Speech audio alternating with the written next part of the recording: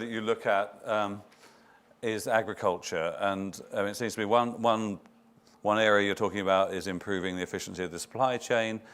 Another, which I guess would be more controversial here in Europe in particular, is the role that GMOs and modification and creating purpose-built seeds that will deal with the particular problems of the developing world, what role that can play. We think you need to have both types of seeds, natural seeds and also GMOs. But we think ultimately it's up to the Africans to decide. The seeds have to be adapted to their climate. They have to grow them in test labs, which they're doing, and in test beds. But they ultimately have to decide what's right for their country and their market. If you look at any country that's moved from a low to middle income country, they got their agriculture sector right. 7 out of 10 adults in Africa are farmers, and they primarily farm plots that are around an acre, 2 hectares. And so they need to have seeds that they know can survive in the climate. You all were talking about climate change earlier. As it comes to Africa, it's going to disproportionately affect the poor.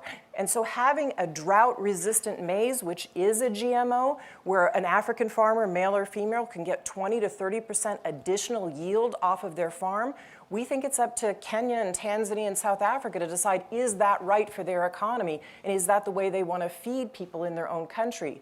Of our investments, of all the investments we make in agriculture, and we make about $400 million in the sector, less than 5% of them are in the GMO technology, but we do believe it's something that ought to be available. One of the natural technologies is rice, a rice that is not GMO, that can be flood resistant, that is sit in a field. When the rains come in Africa, a lot of rice is also grown in Africa. When the rains come, they're coming longer and for deeper periods. And so having a rice that's more flood resistant and can sit there in water for 2 or 3 weeks is also incredibly important. But we think that the Africans ought to get to decide which crops they grow in which ways and which seeds. The strongest analogy is to medicines. And, is there something to worry about with medicines? That is, might some of them have side effects? Do we need safety testing? And we're taking things that are, genetically modified organisms, and we're injecting them in little kids' arms. We just shoot them right into the vein.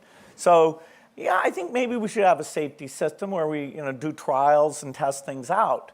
The idea, though, that you would take a technique that promises to solve nutrition problems, solves productivity problems, solves crop disease problems for African farmers, where it's absolutely a life and death issue for them. And you would say, oh, nothing that uses that technique should possibly use. And it's so random, what's considered in GMO and what's not considered GMO, irradiating things and having multiple chromosomes, that's not GMO. Whereas things where you intentionally insert in things in a very careful known way, that is GMO. And in fact, you can't even tell once you have the results, the idea of how it was derived. There's no natural breeding can create exactly those same things. So I do think the Africans ought to have a sovereign right. Take cassava disease. It's spreading throughout the continent. It's a very important crop. There is, in the labs being worked on, a GMO cassava that will stop mosaic disease. And should African countries be told no, let that disease run rampant. It's okay, it creates starvation and malnutrition. Would you also say they should have the right to export those crops to Europe?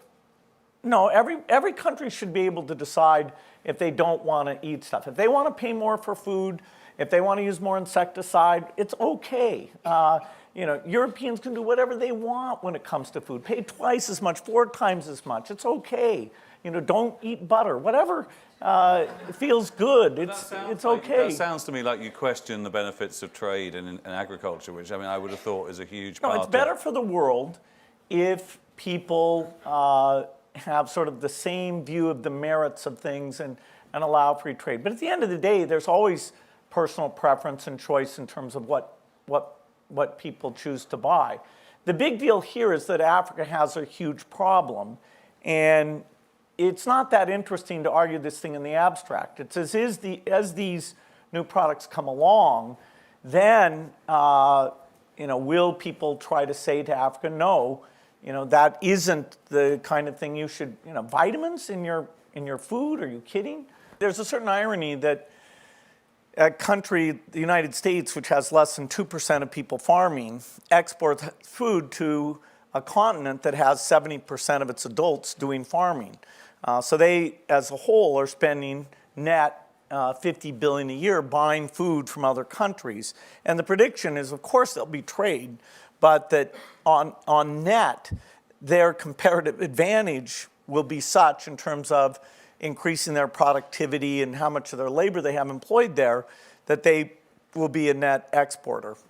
And that comes from where, though? I mean, you said only a small part of what you spend on, for example, is GMO stuff. So where are these great gains in agricultural productivity going to come from?